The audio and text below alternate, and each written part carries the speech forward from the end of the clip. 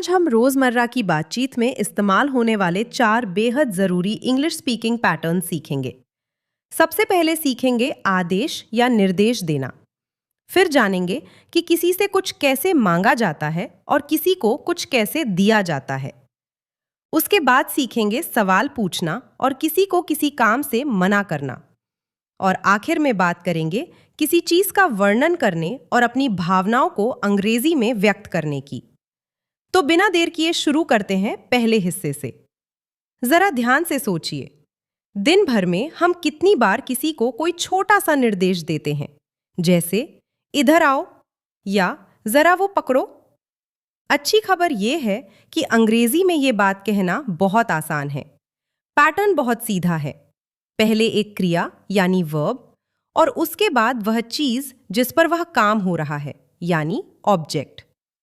उदाहरण के लिए अगर कहना है टेबल साफ करो तो वर्ब होगा क्लीन और ऑब्जेक्ट होगा द टेबल। दोनों को जोड़ दीजिए, क्लीन द टेबल।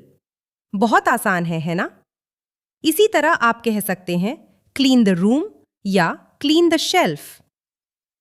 अब दो और बहुत काम के पैटर्न देखते हैं। पहला है रिपीट इट, मतलब फिर से बोलो। मान लीजिए किसी ने कुछ कहा और आप सुन नहीं पाए, तो आराम से कह सकते हैं रिपीट द स्टोरी या रिपीट द क्वेश्चन। दूसरा पैटर्न और भी ज्यादा काम का है, गेट रेडी, मतलब तैयार हो जाओ। ये तो हम रोज ही किसी न किसी से कहते हैं, जैसे गेट रेडी फॉर स्कूल या get ready for the party. एक और बहुत उपयोगी शब्द है किसी का ध्यान खींचने के लिए, लुक। जैसे लुक हियर मतलब इधर देखो और लुक देयर मतलब उधर देखो। मान लीजिए आपने नई ड्रेस पहनी है और दोस्तों को दिखाना है, तो कह सकते हैं लुक एट माई ड्रेस या लुक एट माई पिक्चर। देखिए, इतने छोटे छोटे वाक्यों से भी एक पूरी बातचीत शुरू की जा सकती है। बढ़िया, तो निर्देश देना हमने सीख लिया। उम्मीद है आप भी मेरे साथ साथ प्रैक्टिस कर रहे हैं। अब चलते हैं दूसरे हिस्से की ओर। ये हिस्सा रोजमर्रा की बातचीत के लिए बहुत जरूरी है, क्योंकि हम दिन में कई बार कुछ न कुछ मांगते या देते ही है। किसी चीज को मांगने का सबसे आसान पैटर्न है गिव मी, यानी मुझे दो।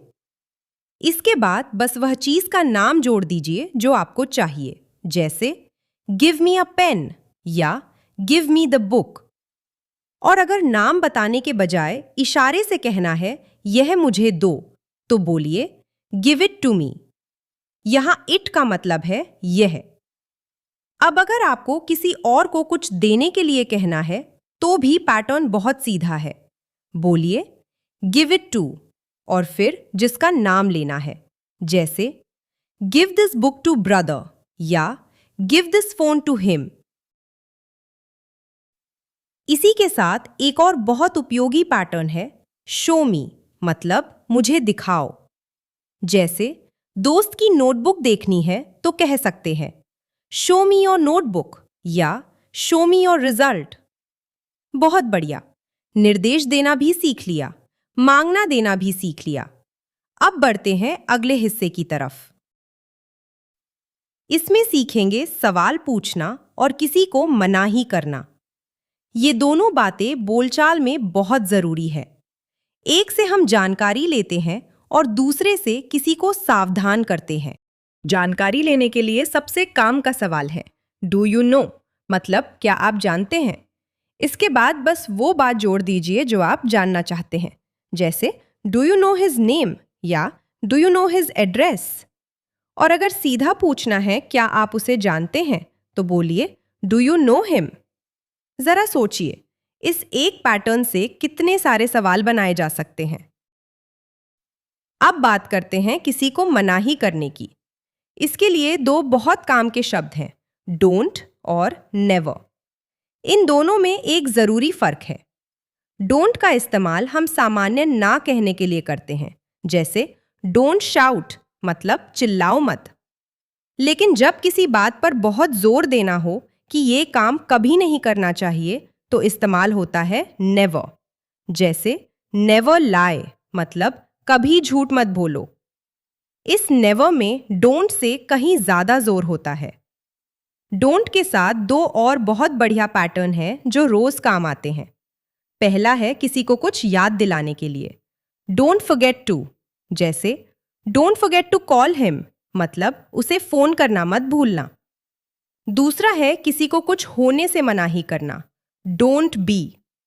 इसके बाद एक विशेषण आता है, जैसे डोंट बी लेजी मतलब आलसी मत बनो।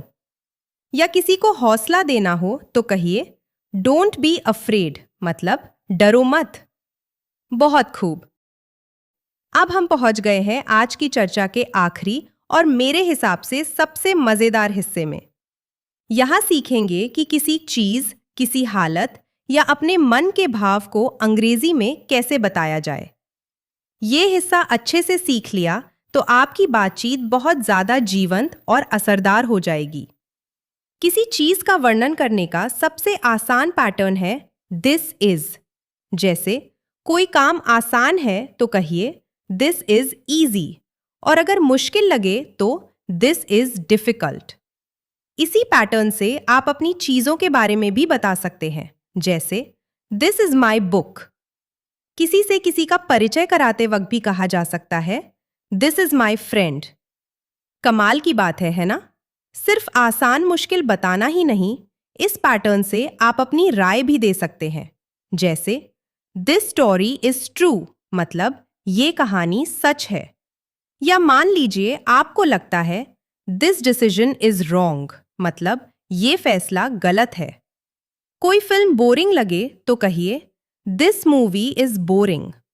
और अगर कोई कहानी दिलचस्प लगे तो कहिए this story is very interesting. देखिए, एक ही ढांचे से कितनी तरह की बातें कही जा सकती हैं। और आखिर में बात करते हैं अपनी भावनाओं को व्यक्त करने की। इसके लिए सबसे आसान पैटर्न है आई एम। इसके बाद बस अपनी मन की स्थिति जोड़ दीजिए। जैसे खुश है तो कहिए आई एम हैप्पी। मन उदास हो तो आई एम सैड। बहुत थकान हो तो आई एम टायर्ड। और किसी बात की चिंता हो तो आई एम वरीड। भावनाएं जताते समय एक बात बार बार आती है और वो है गुस्सा। अगर कहना हो मुझे तुम पर गुस्सा आ रहा है तो अंग्रेजी में कहेंगे आई एम एंग्री विथ यू। यहां एक बात बहुत ध्यान से याद रखिए, जब किसी इंसान पर गुस्सा आता है तो एंग्री के साथ विथ आता है।